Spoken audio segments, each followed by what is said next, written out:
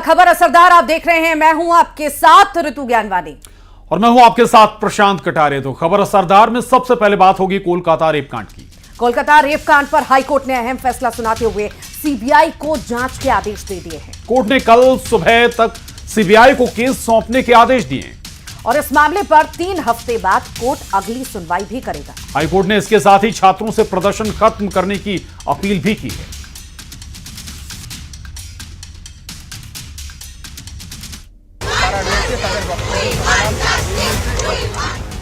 कोलकाता में जिस रेप और हत्याकांड से पूरे देश में बवाल मचा हुआ है, उसके विरोध में देश भर के डॉक्टर 2 दिनों से अनिश्चितकालीन हड़ताल पर हैं। अस्पतालों में स्वास्थ्य सेवाएं चरमरा गई हैं। इमरजेंसी सर्विस को छोड़कर अस्पतालों में बाकी कामकाज ठप है। इस केस में जो फैसला लेने में ममता सरकार ने 4 दिनों की देरी की, वो फैसला कोलकाता हाईकोर्ट ने कुछ ही मिनटों में ले लिया। सीबीआई जांच कराने का फैसला। सड़क पर प्रदर्शन कर रहे डॉक्टरों से लेकर सदन में कानून बनाने वाले नेताओं तक सभी सीबीआई जांच की मांग कर रहे थे, लेकिन सूबे की टीएमसी सरकार केंद्रीय एजेंसी के हाथ में केस की कमान देने से कतरा रही थी। सीबीआई जांच के फैसले के बाद डॉक्टरों का गुस्सा थोड़ा कम हुआ है, इंसाफ की उम्मीद जगी है और न्यायालय पर भरोसा बढ़ा है। ये हमारा जो मांग था कोर्ट के सामने, although the matter is pending, जो हमारा प्रिंसिपल जो मांग था वो मान लिया गया है। कोर्ट ने इन्वेस्टिगेशन को सीबीआई को सौंप दिया है और that will be under the court monitoring. CBI को मिला है क्योंकि कोलकाता पुलिस जितनी स्पीड से काम कर रहा था उससे जस्टिस तो नहीं मिलता। अभी क्या कभी भी नहीं मिलता। ममता सरकार के फैसले के खिलाफ पश्चिम बंगाल में बीजेपी के कद्दावर नेता शुवेंदु अधिकारी ने सोमवार को ही कोलकाता हाईकोर्ट में याचिका दाखिल कर सीबीआई जांच की मांग की थी। आज कोर्ट के फैसले के बाद उन्होंने सीएम के साथ हेल्थ मिनिस्टर होने के नाते ममता बनर्जी का इस्तीफा मांगा। केंद्रीय मंत्री किरण रिजिजू ने भी दोषी को कड़ी सजा देने की वकालत की। मैं पहले दिन से बताया, सोशल मीडिया में बताया, डे बिफोर यस्टरडे गवर्नर साहब का पत्र लिखा, court monitoring CBI, independent CBI नहीं। बंगाल का हर केस में सीबीआई का तस्वीर अच्छा नहीं। पोस्ट पोल वायलेंस में भी सीबीआई का काम सब लोग संतुष्ट नहीं है। Now we demand health minister as well as chief minister should resign from her post. Kolkata हो या कहीं भी हो, ये देश का एक बहुत दुखद घटना है और सब चाहते हैं कि कार्रवाई, बहुत सख्त कार्रवाई होना चाहिए। मेडिकल फ्रेटर्निटी ही क्यों प्रोटेस्ट, ये तो एक इंसान होने के नाते सबको दर्द हो रहा है ना। कोलकाता कांड को लेकर टीएमसी सरकार बीजेपी और कांग्रेस दोनों के निशाने पर है। बीजेपी सांसद सुधांशु त्रिवेदी ने इस्तीफे के 4 घंटे बाद ही प्रिंसिपल की दूसरे कॉलेज में नियुक्ति पर सवाल खड़े कर दिए और आरोप लगाया कि प्रिंसिपल को सरकार का संरक्षण हासिल है। तो वहीं कांग्रेस नेता अधीर रंजन चौधरी ने कहा कि ममता सरकार आरोपियों की मदद में जुटी हुई है। मैं पूछना चाहता हूं कि पश्चिम बंगाल की मुख्यमंत्री जी की इतनी ममता उस प्रिंसिपल के प्रति क्यों है? और मैं यह भी पूछना चाहता हूं कि जब मांग की जा रही है कि सीबीआई को वह जांच दे दी जाए, तो आप यह कह रही हैं कि इतने दिनों तक यदि यह ना हो सका तब सीबीआई की बात करेंगे। तो मेरा सीधा सवाल और आरोप है तृणमूल कांग्रेस की सरकार से कि इतने दिन की मोहलत किस लिए दी जा रही है? सरकार की तरफ से कड़ी कार्रवाई करना चाहिए, लेकिन सरकार फिर भी दुविधा में है। सारे बंगाल नहीं, सारे देश इसमें आंदोलित है। सारे देश की रोष उभर रहे हैं। कानून व्यवस्था के हालात बदतर होते जा रहे हैं। जो पहले हम लोग शिकायत करते थे वो सही नहीं। कोलकाता कांड पर मेडिकल कॉलेज और पुलिस की कार्रवाई वाकई हैरान करने वाली थी। आरोप लगा कि बिना जांच के ही पुलिस ने महिला डॉक्टर की हत्या को आत्महत्या का केस बनाने की कोशिश की। पुलिस ने ट्रेनी डॉक्टर के चेहरे समेत पूरे शरीर पर घाव के निशानों को अनदेखा किया। पुलिस ने पोस्टमार्टम रिपोर्ट का इंतजार किए बिना शुरुआती निष्कर्ष निकाल लिया, जबकि मेडिकल कॉलेज प्रबंधन ने ट्रेनी डॉक्टर के माता पिता को गलत सूचना देने, गुमराह करने, चुप रहने का दबाव डालने और परेशान करने में कोई कोर कसर नहीं छोड़ी। पीड़ित पक्ष के इन्हीं आरोपों को ध्यान में रखते हुए हाईकोर्ट ने सीबीआई जांच में देरी को ठीक नहीं समझा और केस सीबीआई को सौंपने का फैसला सुना दिया।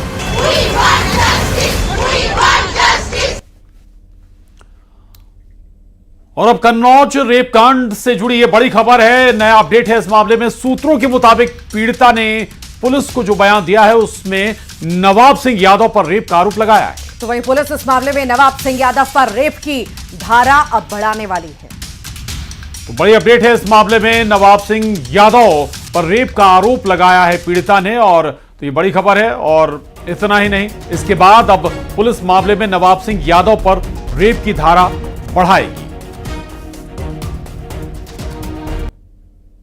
पीड़िता का इकबालिया बयान है कि उसके साथ जघन्य वारदात हुई है और नाम भी लिया है। ये पूरा मामला कन्नौज रेप कांड से जुड़ा है, इसमें नया अपडेट सामने आया है। पीड़िता ने पुलिस को जो बयान दिया है उसमें नवाब सिंह यादव का नाम लिया है। नवाब सिंह यादव पर रेप के आरोप पीड़िता के द्वारा लगाए गए हैं, तो पुलिस अब इस मामले में नवाब सिंह यादव पर रेप की धाराएं बढ़ाने वाली है। यानी कि आरोपी की परेशानी अब और बढ़ने वाली है, आरोपी पर शिकंजा और मजबूत हो जाएगा। और अब बात कन्नौज रेप मामले में चल रही सियासत की। कन्नौज में नाबालिग लड़की से रेप के आरोपी समाजवादी पार्टी के नेता नवाब सिंह को जेल भेज दिया गया है। वहीं इस मामले में अब सियासत तेज हो गई है। एक तरफ समाजवादी पार्टी ने नवाब सिंह से कोई भी रिश्ता होने से इनकार किया है, जबकि इससे पहले वो बचाव कर रही थी। तो वहीं बीजेपी ने समाजवादी पार्टी पर अपराधियों को संरक्षण देने के आरोप लगाए हैं। पूंजीपतियों के षड्यंत्र कराई जा रही है। कन्नौज में नाबालिग से रेप की कोशिश में गिरफ्तार पूर्व समाजवादी पार्टी के नेता नवाब सिंह यादव की मुश्किलें बढ़ती जा रही हैं। आज पीड़ित लड़की का कन्नौज जिला अस्पताल में मेडिकल टेस्ट कराया गया, जिसकी रिपोर्ट पुलिस बंद लिफाफे में कोर्ट में पेश करेगी। लड़की के मेडिकल टेस्ट के दौरान उसके माता पिता भी मौजूद थे। पीड़ित के परिवार वालों का आरोप है कि आरोपी नवाब सिंह यादव ने उनकी बेटी के साथ रेप की कोशिश की और पीड़ित की बुआ ने उसका सौदा किया था। पीड़ित लड़की के मां बाप ने पूर्व एसपी नेता के साथ साथ बुआ के खिलाफ भी पुलिस में शिकायत दी है। बेटी ने हम ये बताया कि हमारे साथ गलत हुआ है। हाँ। किसने किया? नवाब सिंह। ये जो है काम जो भी करवाया हुआ है मेरी बहन का करवाया हुआ है, ठीक है। और पुलिस जो है हमारी पूरी मदद कर रही है। सीओ साहब हमारे सही हैं और हमें पूरा भरोसा है उनके ऊपर। आरोपी के खिलाफ पहले ही छेड़छाड़ वो पॉक्सो एक्ट में केस दर्ज किया जा चुका है, जिसके बाद कल उसे कोर्ट ने 14 दिनों के लिए जेल भेज दिया है। बड़ी बात यह है कि पूर्व एसपी नेता नवाब सिंह यादव पर पहली बार कोई गंभीर आरोप नहीं लगा है। वो आदतन अपराधी हैं।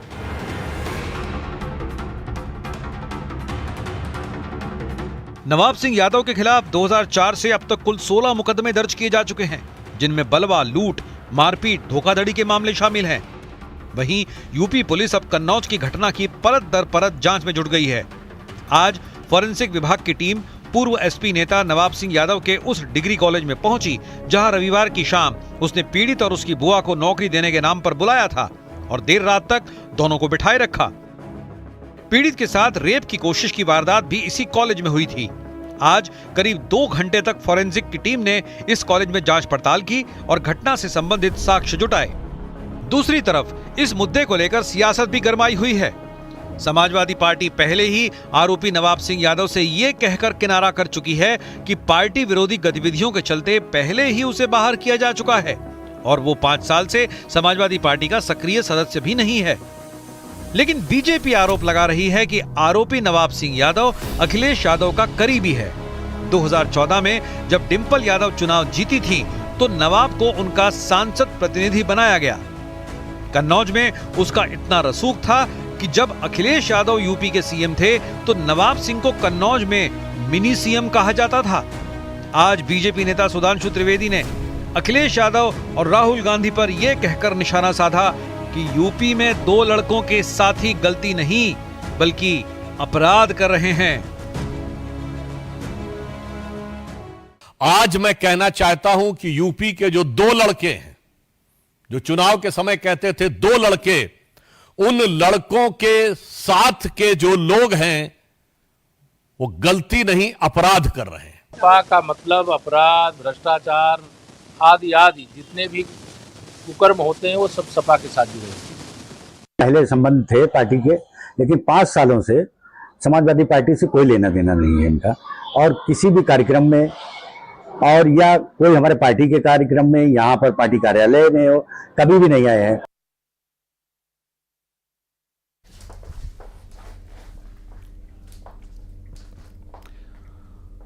यानी जिस तरह बांग्लादेश में हिंदू विरोधी हिंसा के सच को झूठा बताया जा रहा था, जिस तरह दंगाइयों को क्रांतिकारी बताया जा रहा था, जिस तरह लोकतंत्र की लिंचिंग का समर्थन किया जा रहा था, ये बांग्लादेश के पाकिस्तान पार्ट 2 बनने की पहली निशानी है। इसके अलावा आर्थिक मोर्चे पर भी बांग्लादेश की हालत पाकिस्तान जैसी हो सकती है।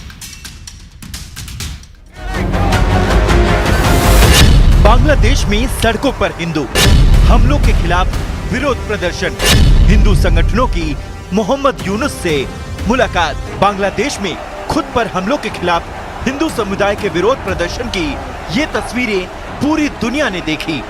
शेख हसीना के तख्ता पलट के बाद किस तरह बांग्लादेश में हिंदुओं को निशाना बनाया गया, उन तस्वीरों की चर्चा भी दुनिया भर में हुई।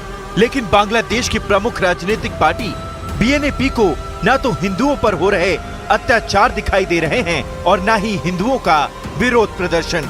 बीएनपी के नेता मिर्जा इस्लाम आलमगीर को सुनिए, जिन्होंने बांग्लादेश में हिंदुओं पर हो रहे हमले और विरोध प्रदर्शन को अंतरिम सरकार के खिलाफ साजिश करार दिया। आरोप लगाया कि भारत का मीडिया बांग्लादेश की खबरों को गलत तरीके से प्रचारित कर रहा है। बांग्लादेश में सब कुछ ठीक है। There was no riot here since long, no riot at all. So when the people say that that some people say that the people of Bangladesh are creating some communal problems, no, not at all. They are safe in the hands of the Bangladeshi government, Bangladeshi people. They're always safe. Now this is again a political conspiracy going on against the interim government and the people, because the people do not want anymore the government of Sheikh Hasina, who has killed so many people in these few years and destroyed the constitution, and they have violated the human rights.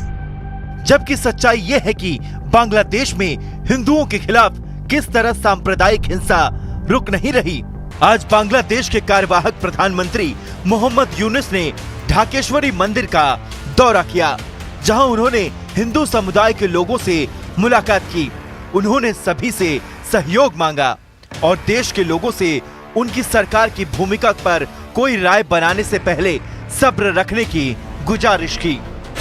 उन्होंने कहा, देश में हर इंसान को मुस्लिम, हिंदू या बौद्ध के रूप में नहीं, बल्कि इंसान के रूप में देखा जाना चाहिए। हमारे अधिकारों को सुनिश्चित किया जाना चाहिए। हम सबको भरोसा दिया है कि अभी जो अंतर्वर्तीकालीन सरकार है ये हमारे साथ है। हम जब चाहे उनको बुलाए वो हमारे साथ रहेंगे। हम लोग अभी भी जग नहीं रहे। दुर्भाग्य यह है कि हम अभी भी जग नहीं रहे। और वो लोग जो हिंदुओं को कहते हिंसक हैं, इतना बड़ा क्राउड बांग्लादेश की सड़कों पर है, उनके विषय में हम क्या कहेंगे? मुस्लिम समाज ने आज बांग्लादेश में जो हमारे हिंदू भाई हैं, उनके साथ जो बांग्लादेशियों ने जो जुल्म जास्ती, उनकी हत्याएं की जा रही हैं, उनके घरों को जलाया जा रहा है, उनके जो पूजा स्थल हैं उनको ध्वस्त किया जा रहा है। इसको लेके हिंदुस्तान का मुसलमान आक्रोश है। आज बांग्लादेश में इस्कॉन मंदिरों पर हुए हमले को लेकर एकजुटता दिखने लगी है। विश्व हिंदू परिषद के अध्यक्ष आलोक कुमार ने इस्कॉन के प्रमुख से मुलाकात की। भारत में बांग्लादेशी हिंदुओं पर हो रहे अत्याचार को लेकर भारी आक्रोश है। हिंदुओं पर हो रहे अत्याचार रुक नहीं रहा है बांग्लादेश में, और बांग्लादेश के स्थिति से भारत के सनातनियों को भी सबक लेनी चाहिए। पूरे अंतर्राष्ट्रीय समाज को मैं ये आग्रह करना चाहती हूँ कि इस विषय को सामने रखते हुए, जो प्रॉपर रिपोर्ट्स है उनको सामने रखते हुए, हिंदू हॉलोकॉस्ट की भी बात की जानी चाहिए और उसके ऊपर निर्णायक भूमिका जो है यूएन एजेंसीज और अन्य देश जो है उसको सामने। Requesting the government of India to take immediate steps to protect the religious minority of Bangladesh. पूरी तरह से केंद्र सरकार हो या फिर देश का कोई भी आम आदमी हो, हम सबको मिलकर उनके साथ खड़े होना चाहिए। और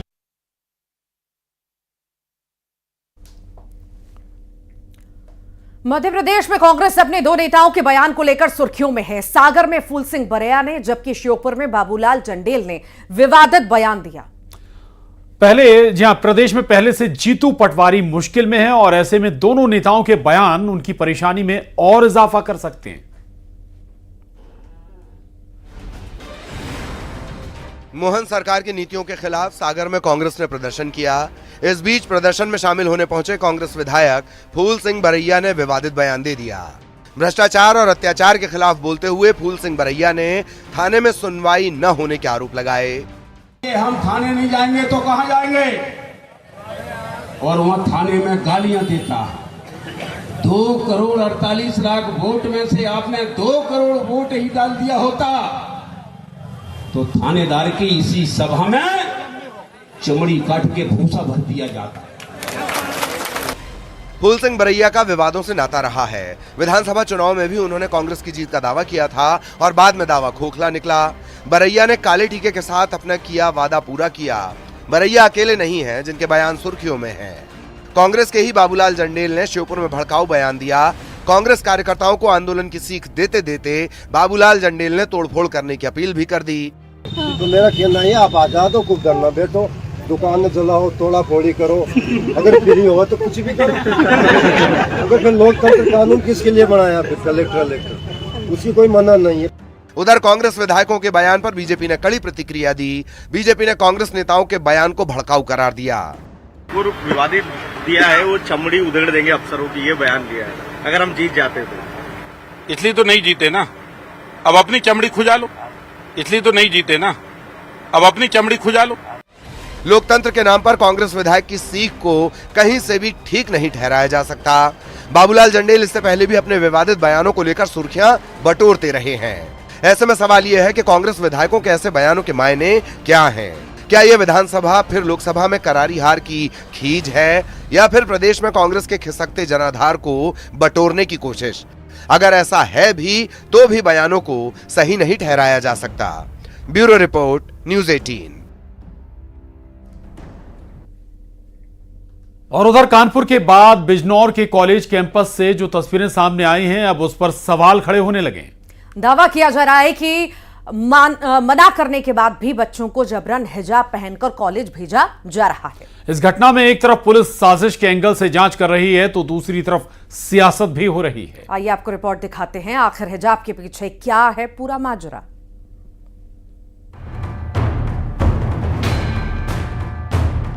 कॉलेज में हिजाब, बुर्का और नकाब पहनने को लेकर विवाद एक बार फिर गर्मा चुका है। तस्वीर उत्तर प्रदेश के कानपुर और बिजनौर से आई है, जहां कॉलेज में हिजाब पर घमासान मचा हुआ है। दावा किया जा रहा है कानपुर के बिल्हौर इंटर कॉलेज में रोक के बावजूद पहले 3 बच्चे हिजाब पहनकर कॉलेज पहुंच गए। प्रिंसिपल ने बच्चों के पेरेंट्स से बात की और फिर हिजाब नहीं पहनने पर सहमति बनी।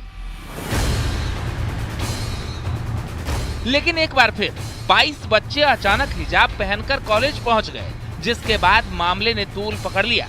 कुछ दिन पूर्व ही 3 छात्राओं ने अपनी गलती मानी थी और ड्रेस कोड को लागू करेंगे, जिसका पोस्टर्स भी लगाए गए थे। मगर इन सब के बीच 22 छात्राओं का हिजाब लगाकर पहुंचना और उसके बाद एक छात्रा बुर्का पहनकर कक्ष में बैठी थी, जिसके बाद उनके अभिभावकों को बुला के और उनको घर भेजा गया और उन्होंने अपनी गलती मानी।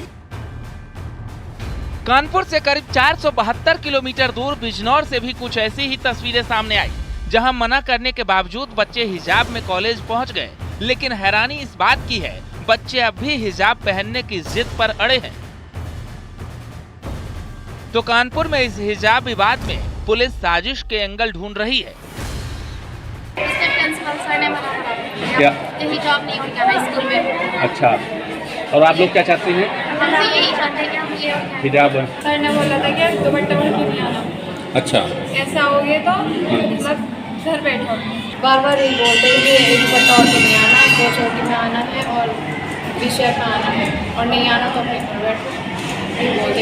अच्छा, हिजाब पर पाबंदी लगाई है। ये पूर्व में भी प्रकरण संज्ञान में आया था, जिसमें कुछ बालिकाओं के द्वारा स्कूल में जो है वो हिजाब पहन करके जो है वो जाने की बात प्रकाश में आई थी। और फिर उसके जो है वो जो पेरेंट्स थे, गार्जियंस थे, उन्होंने जा कर के लिखित में दिया था कि इस तरह की कोई बात जो है वो भविष्य में नहीं होगी।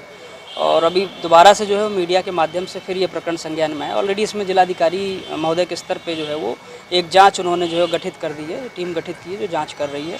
बाकी हमारी भी इसमें जो है वो एक टीम है जो इंटेलिजेंस की, वो इसमें जांच कर रही है। अगर कोई इनको उकसा रहा है या कोई इस तरह के इनपुट्स हैं तो उस पर हम जो है बाद जांच अवश्य कार्रवाई करेंगे। स्कूल कॉलेज में हिजाब विवाद पहले भी उठ चुके हैं। कर्नाटक और मुंबई से भी इस तरह की तस्वीरें आ चुकी है, जिस पर खूब सियासत हुई। यहाँ तक कि कुछ दिन पहले मुंबई के कॉलेज में बुर्का हिजाब बैन पर सुप्रीम कोर्ट की टिप्पणी भी आ चुकी है। शुक्रवार को सुनवाई के दौरान सुप्रीम कोर्ट ने कहा, क्लास के अंदर धार्मिक गतिविधि की इजाजत नहीं दी जा सकती, लेकिन स्टूडेंट्स को क्या पहनना या क्या नहीं पहनना है ये वही तय करेंगे। साथ ही कहा, एजुकेशनल इंस्टीट्यूट स्टूडेंट्स पर अपनी पसंद नहीं थोप सकते। यानी कैंपस में धार्मिक गतिविधि पर सुप्रीम कोर्ट की भी टिप्पणी आ चुकी है। तो अब साधु संतों ने कानपुर और बिजनौर की घटना पर चिंता जाहिर की है। उनका कहना है कि हिजाब के पीछे साजिश हो सकती है, बच्चों पर हिजाब पहनने का दबाव बनाया जा रहा है।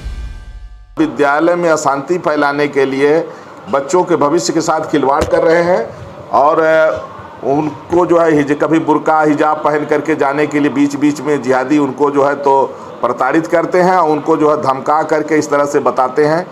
तो इस तरह से नहीं होना चाहिए। बच्चों के भविष्य के साथ खिलवाड़ न करें, लोग बच्चों को पढ़ने दें। निश्चित रूप से हर स्कूल का एक अपना ड्रेस कोड होता है, यूनिफॉर्म होता है। यूनिफॉर्म इसीलिए होता है कि छात्रों में यूनिफॉर्मिटी रहे, सब एक जैसे दिखें, कोई भेदभाव ना हो, कोई अमीर गरीब की खाई ना हो, किसी तरह का कोई बंटवारा ना हो, इसीलिए ड्रेस कोड लागू किया जाता है। और निश्चित रूप से किसी भी संस्थान का जो ड्रेस कोड होता है उसका पालन सबको करना चाहिए। अगर इस तरह की कोई घटना हुई है तो निश्चित रूप से जो स्कूल प्रशासन है वो अपने हिसाब से, अपने नियम कानून के हिसाब से कार्रवाई कर रहा हो। यानी बात एक बार फिर स्कूल कॉलेज में धार्मिक गतिविधियों पर आ चुकी है। हिजाब पर बैन की मांग उठ रही है और सियासत भी खूब हो रही है। Bureau report, news 18। और इसी के साथ ही खबर असरदार में आज के लिए इतना ही। खबरों के लिए आप बने रहिए न्यूज़ 18 मध्य प्रदेश छत्तीसगढ़ के साथ।